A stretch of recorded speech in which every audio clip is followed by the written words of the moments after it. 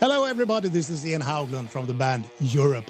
We're going to come and play to you at the Monsters of Rock Festival on April the 3rd.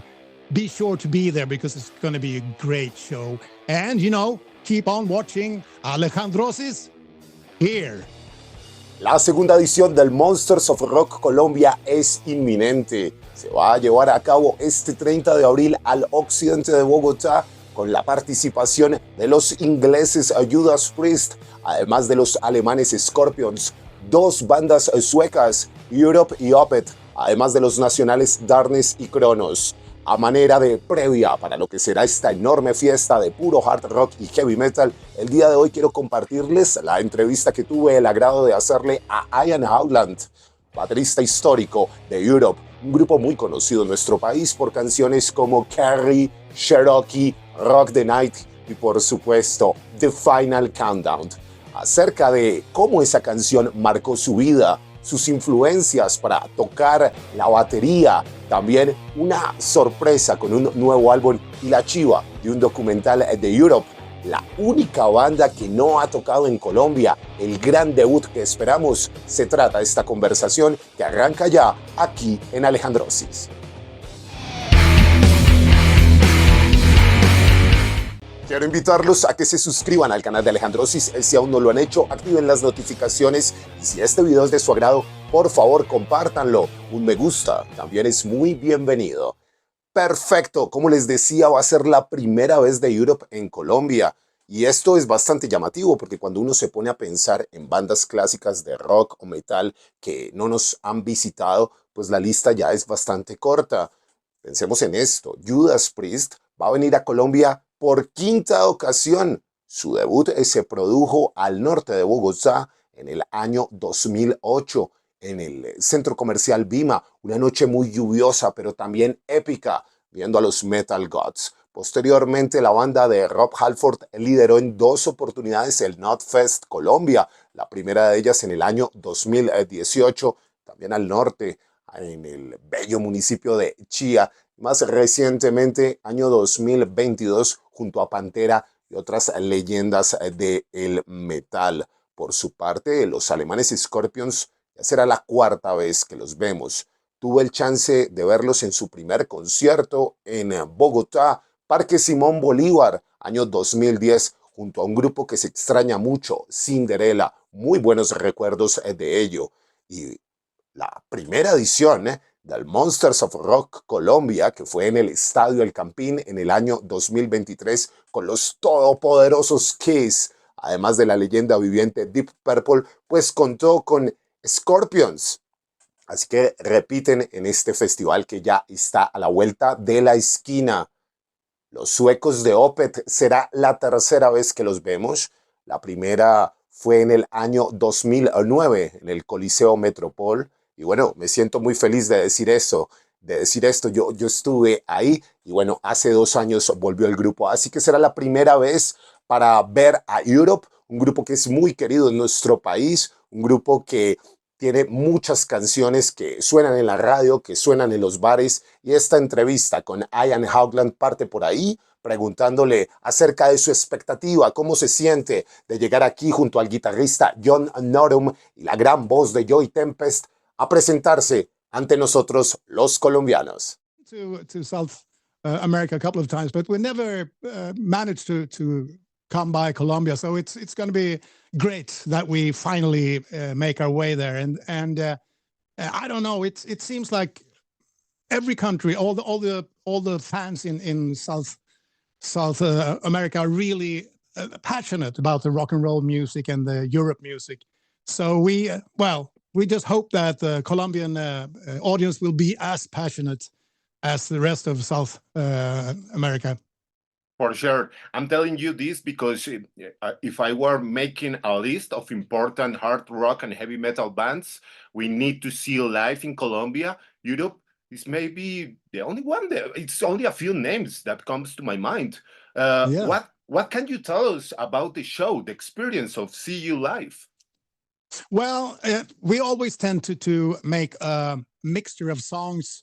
Obviously, the most famous ones that everyone know from the 80s and onwards, the big hits, The Final Countdown, Rock the Night, those songs. But we also like to integrate some album tracks that are maybe not the most famous songs, but very much, great songs that we love to play, and we know that a lot of our fans love the songs as well. So it's going to be a mixture of the most famous songs and more cherry picking sort of. And we also used to do some features like drum solos and guitar solos as well. So it's a great rock and roll party and very energetic. So it's looking forward to perform for you guys. Nice, I can wait. You joined the band right around the time that everything's explode. You record the song "Rock the Night," which I understand was a part of a very important soundtrack, and immediately afterward, you record "The Final Countdown," one of the most successful albums in the rock history. Being so young, how did fame affect you, and what memories do you have of all that time? Well, when I joined the band, Europe had released 2 albums in Sweden, and the first one was even released in Japan. But they were kind of up and coming in Sweden, and so they hadn't hit the big time yet. So I did the first 2 tours I did with Europe were more on a club level around in Sweden. And then we, in 1986, when The Final Countdown was released, it was like an explosion, when the song The Final Countdown started playing in around the world.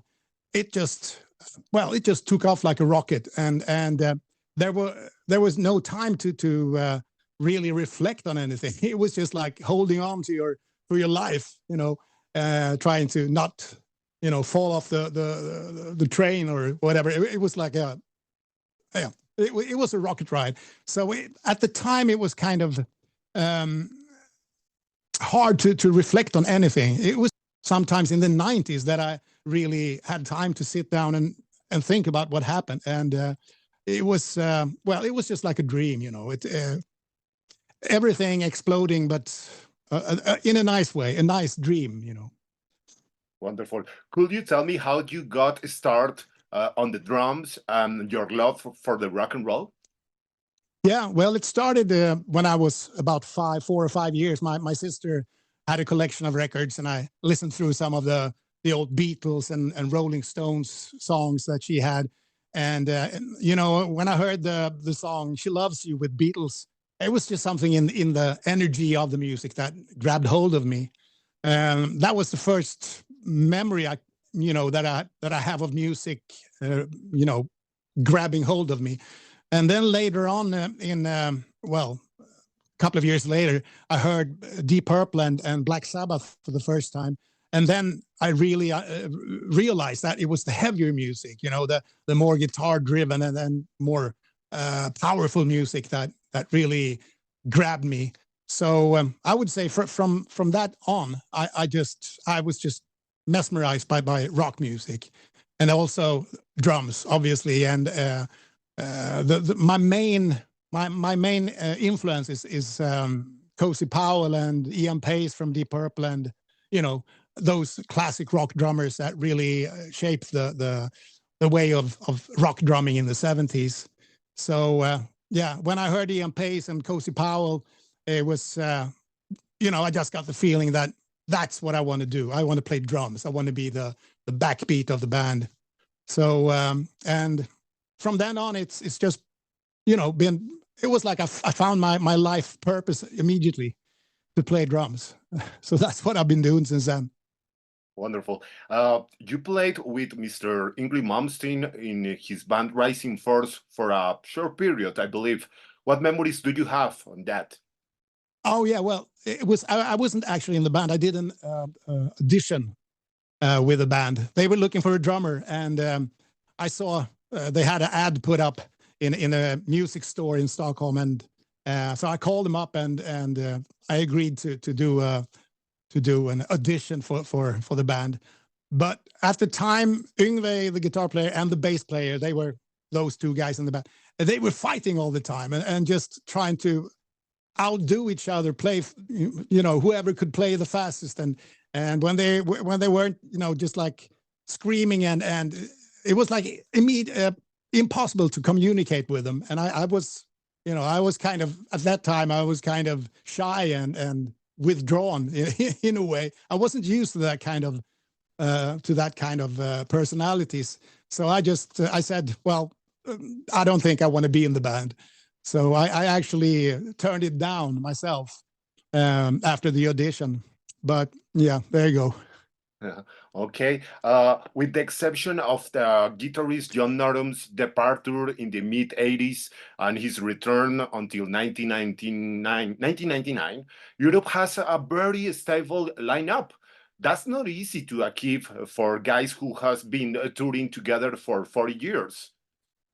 That's right. That's right. Yeah, I think Europe is probably one of the, well, since many of the older bands are stopped touring now, Europe is one of the few bands that has the sort of original lineup or the famous lineup sort of intact.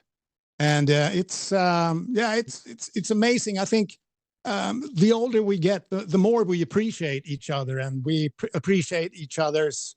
We realize how important every person is for the band and for the sound of Europe.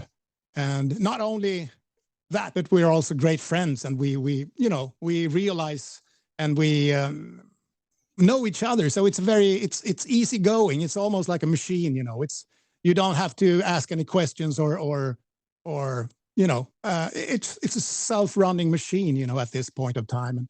And we are very lucky to have that, I think. Estamos en toda esta previa al Monsters of Rock Colombia, segunda edición. ¿Quién lo creyera? Quiero compartirles un enlace acerca de un video que hicimos con un poco del presente de las 6 agrupaciones que nos van a acompañar.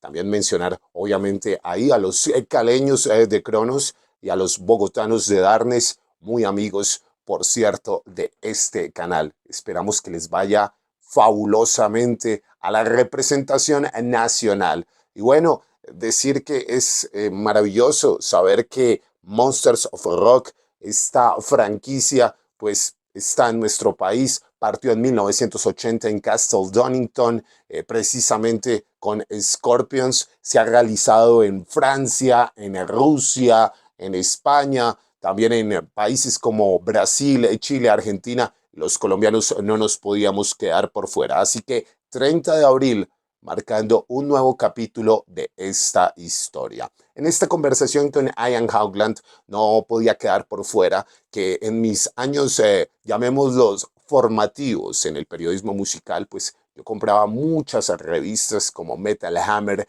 como Kerrang, etc. Y en sus páginas veía que Europe era frecuente. Sin embargo, en los años 90, con la irrupción del grunge, con agrupaciones como Alice in Chains, Pearl Jam o Nirvana, pues Europe de un momento a otro desapareció. Tanto así que la banda entró en pausa a partir del año 1992 y estuvo en el refrigerador hasta 1999, cuando hizo una presentación especial el 31 de diciembre para darle la bienvenida al nuevo milenio. Acerca de ese tiempo tan complicado, no solo para Europe, sino para las bandas de glam, de hard rock, de heavy metal, nos cuenta más en esta entrevista el señor Ian Haugland.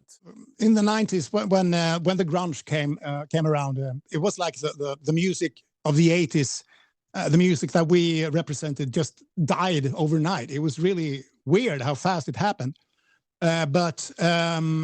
So that's my strongest memory, how fast the 80s sort of just vanished into thin space. It was really weird. And then, I don't know, I guess I had a hard time to listen to bands like Nirvana and Pearl Jam and those bands, just because they sort of ruined, Europe's career at the time. So I was a bit bitter at the time. But at the same time, during that time that Europe didn't play together, I got the chance to play with a lot of different musicians. I did a lot of recording sessions, and I played with Glenn Hughes from Deep Purple, and we toured with him, and did a lot of stuff that I wouldn't have done otherwise. So it was, at the same time, it was a great experience, a learning period through the 90s for me as a musician, to work with other people and to realize how good we were, the band Europe, when we were playing, because you had that experience with you. So it was tough in the beginning, but it wasn't one day in the 90s that somebody came up to me and said, when are you going to start touring with Europe again? Because we love you guys and we really hope you can come back.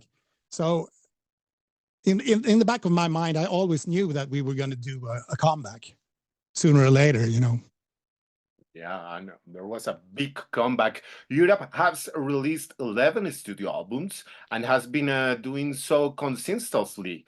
However, their latest release is Walk the Earth, came out 8 years ago. Why was there been a stop in the production? And could you tell me if you have any new songs you are planning to record? Mm-hmm. Oh, yeah. Well, it's basically been, we've been very busy touring, and we always get new offers, to go to wherever, out in Europe and to Asia, and to just before Christmas, we played in Northeast India, crazy festival, but it was great fun. And so it's basically we've been very busy with the touring, and also we didn't feel that there was a big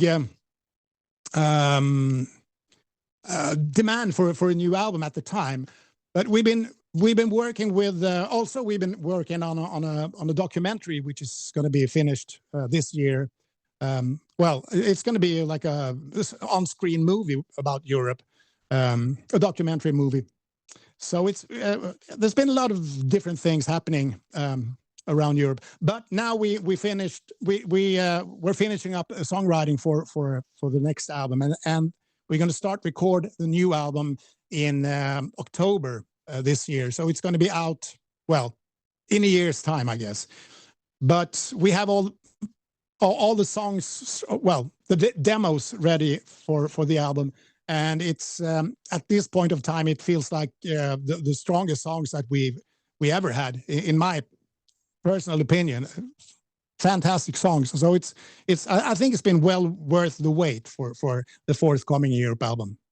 Nice to hear that, and thank you for the big news.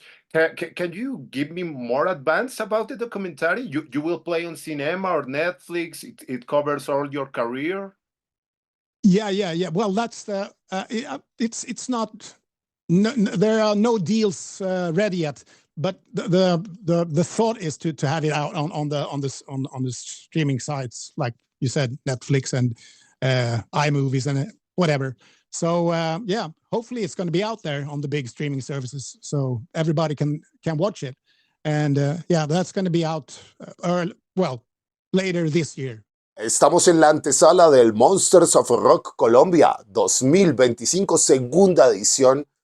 La expectativa es enorme y yo quiero que en los comentarios ustedes me indiquen por qué banda van más. Yo sé que todo el cartel está genial, pero siempre hay un grupo que uno lleva más ahí dentro en el corazón. Muy bien, Europe, al igual que Judas Priest e Scorpions, pues se han encontrado muchas veces en la carretera en todos estos años. Curiosamente, va a ser la primera vez que Europe toque junto a sus compatriotas de Opeth. De eso ya vamos a conocer un poco más. Pero ahí viene la siguiente pregunta. ¿Qué anécdotas tiene Ian Haugland de tocar con estas bandas? The first time I've met the guys in Scorpions, we were rehearsing in Stockholm for a tour, and they came to Stockholm to rehearse for a show in Stockholm for some reason, and we were in the same rehearsal studio complex. And all of a sudden, the drummer from Scorpions came into our rehearsal place and asked me if he could borrow a couple of drumsticks because he had he had forgotten his drumsticks at the hotel and he needed them right now. So I said, "All right, here you go. Take a grab a couple of pairs." So that was a weird memory, weird thing, to have one of your idol band's drummer coming asking for your drumsticks. But there you go. It was great. They're great guys and a very good band. We're looking forward to be playing together with Scorpions and Judas Priest. Yeah. For sure. Opeth is also on the bill. They are your fellow countrymen. Their music is much happier. Do you like Opeth? Are you aware of the heavy metal bands of Sweden?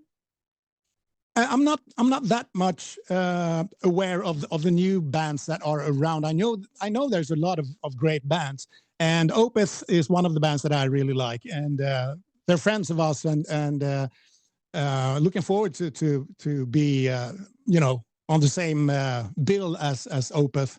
I actually haven't seen them live, so that's going to be a great opportunity as well to see them play live. I really like them. Great musicians and very interesting music.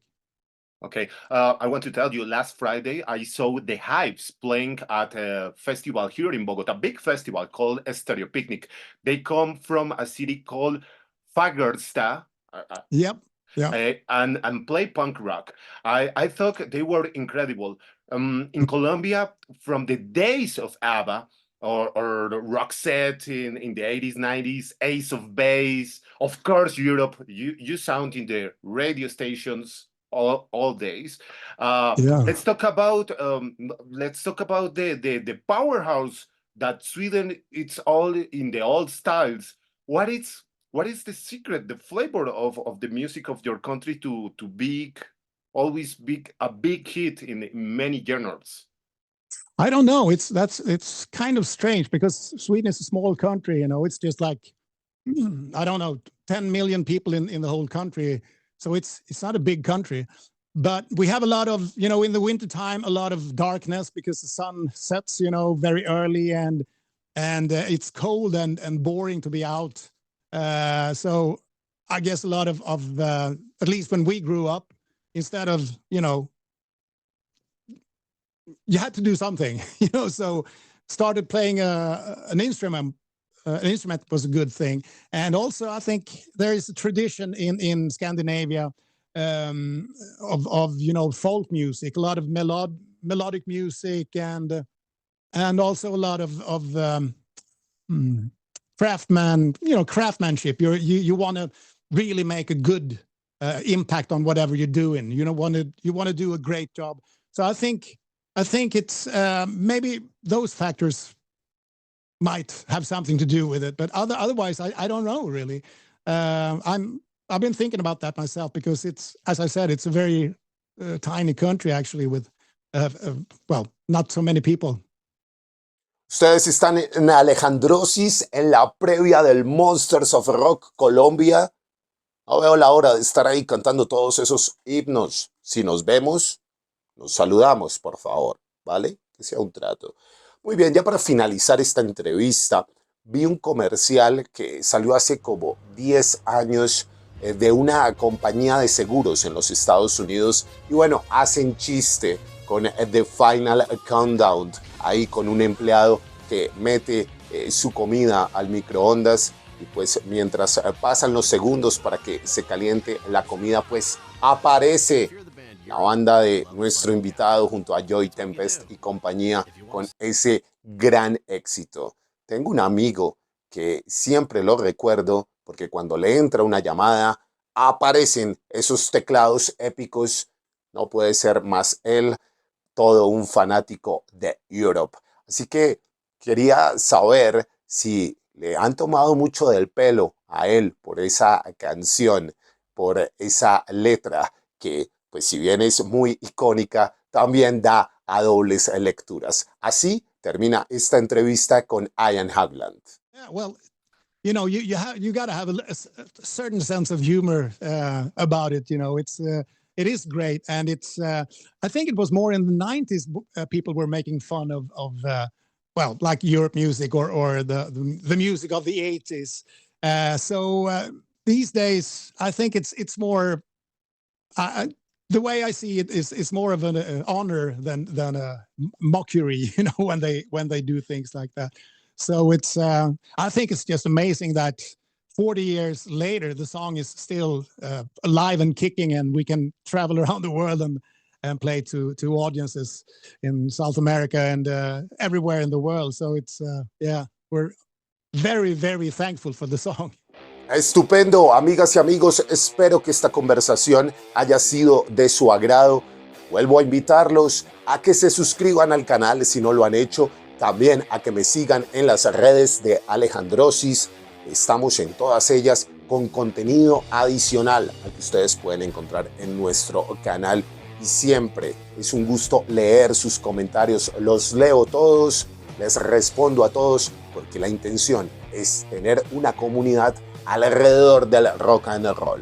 Mi nombre es Alejandro Bonilla, siempre un gusto compartir con ustedes. Nos vemos ahí en el Monsters of Rock Colombia 2025.